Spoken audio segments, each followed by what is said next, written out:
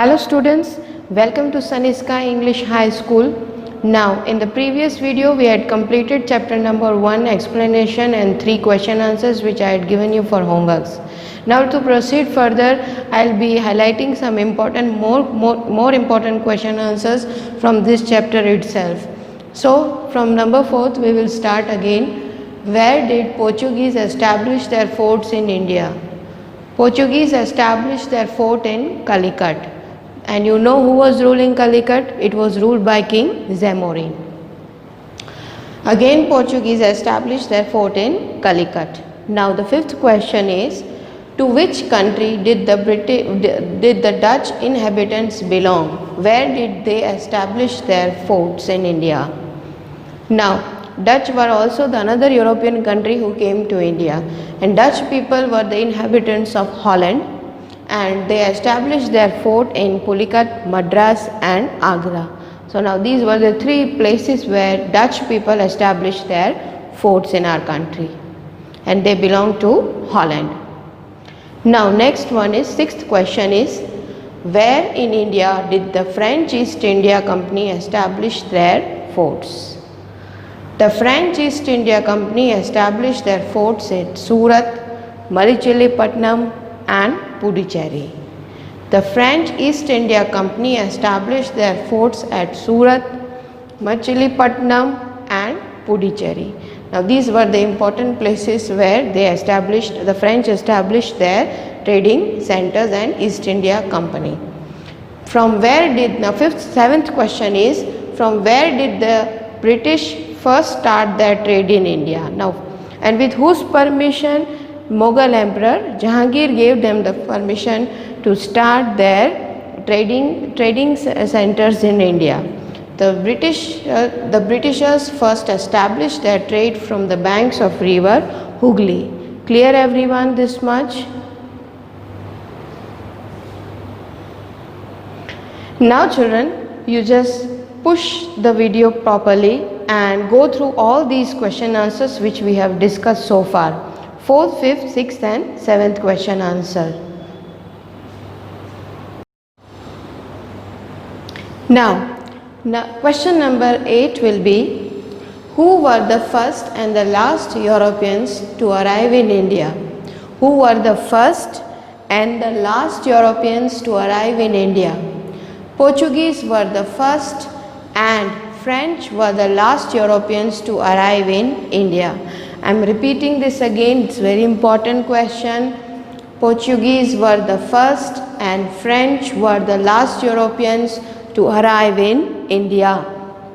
9th question will be, between whom was the Battle of Plassey fought and what were its results? Between whom was the Battle of Plassey fought and what were its results? The Battle of Plassey was fought between Siraj-ud-Dowlah, the Nawab of Bengal, and against the leadership of British officer Robert Clive, and in the end the Britishers were victorious in the Battle of Plassey. This is also very important, that between whom the Battle of Plassey was fought. It was fought between Siraj-ud-Dowlah, the Nawab of Bengal, against the leadership of British officer Robert Clive, and in the end the Britishers came out to be victorious. 10th question will be, where, when and why was the British East India Company established? Keep it in mind that British East India Company was established in Britain itself, not in India. In India only the forts and their trading centers were established by the Britishers. Now British East India Company was established in England itself in the year 1600. This is one of the important dates which we have learned previously, and it was established for those merchants, the ambitious merchants of Britain who wanted to become rich. Clear everybody? So British East India Company was established in England in the year 1600 CE, and it was established for all those merchants who wanted to become rich after coming to India. Now brief question answer of this chapter will be this one. Why did the Europeans feel the need to discover a new sea route to India? Now what was the need behind that? The people, the reason for that is, this question may come and give reason as well. Keep it in mind. Why questions are also meant for give reasons. The people of various countries were being influenced by Indian culture and prosperity, and they were eager to enter into trade with India and earn wealth out of it. So the main purpose is to earn wealth out of India, and they were fascinated by our many resources which were available in our country, especially spices. Earlier, the merchants from the various countries came to India from the northeast by land route for the purpose of trading. Now land route for basically for the Middle Eastern countries.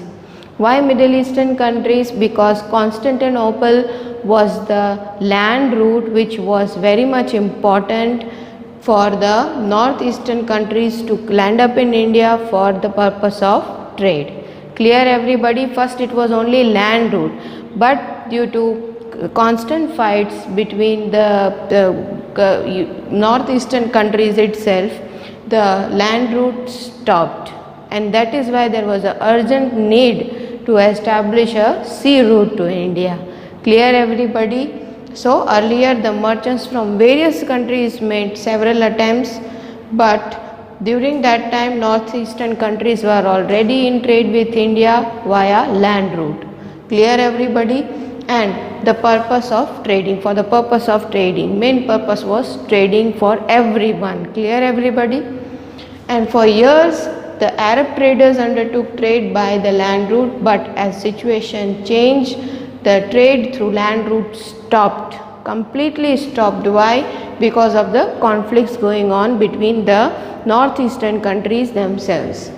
Considerably the demand for the Indian spices like silk, cotton clothes, muslin, black pepper, spices, etc. increased in the European countries. Why Europeans need spices the most? Because European countries people are basically non-vegetarian, and to cook their non-vegetarian food they need spices, and Indian spices were their main ingredient to cook their non-vegetarian food. Clear everybody? So that is a very important point here. Why spices? Why the fascination for spices was very important for the Europeans? Because they wanted to cook their non-vegetarian food. Clear everybody? Increased in the European countries. To take the advantage of this situation, many countries of Europe started searching for a sea route to India. That is why the urgency for establishing the sea route to India was shown by the European countries, and Vasco da Gama became very successful in this mission. Clear everybody? Second most important answer briefly of this chapter will be, why was the Battle of Buxar fought and what was its result? Why was the Battle of Buxar fought and what was its result? After the Battle of Plassey, the company satisfied its desire by appointing Mir Jafar as a Nawab of Bengal. But company wanted a person who works completely as per the orders of the Britishers. Keep it in mind, this is very important. Why? Because the Britishers wanted a puppet who can listen to them very properly. After Mir Jafar opposed the company in certain matters, as a result company dismissed him and replaced him by making Mir Qasim the Nawab. Now, why he was being rejected by the British company? Because he was opposing the Britishers in certain matters, and that is the reason company dismissed him and replaced him by making Mir Qasim the Nawab of Bengal. After becoming Nawab, Mir Qasim started troubling the company more. First the Britishers saw that Mir Jafar is troubling them, but then even Mir Qasim started troubling the Britishers. So they were looking at this matter by making Mir Qasim the Nawab. After becoming Mir Qasim started troubling the company in certain matters. Looking at this in the year 1764, the Battle of Buxar, he was being defeated, and again Mir Jafar was made the Nawab. After his death in the year 1765, Robert Clive himself became the Nawab. Now this will be your two important question answers will be your homework for this chapter. Thank you.